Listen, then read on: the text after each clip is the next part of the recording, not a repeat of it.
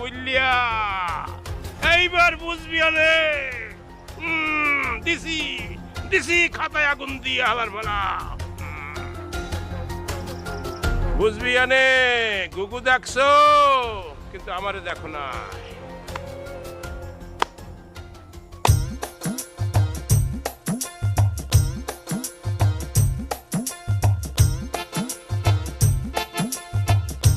আবুল ভাই না হ্যাঁ এই শুনছি নাকি আবুল ভাইয়ের দোকানে নতুন একটা রঙিন টিভি নিয়ে এসে আরে এটা তো আমিও শুনছি। চল আজ শুনছি আচ্ছা আচ্ছা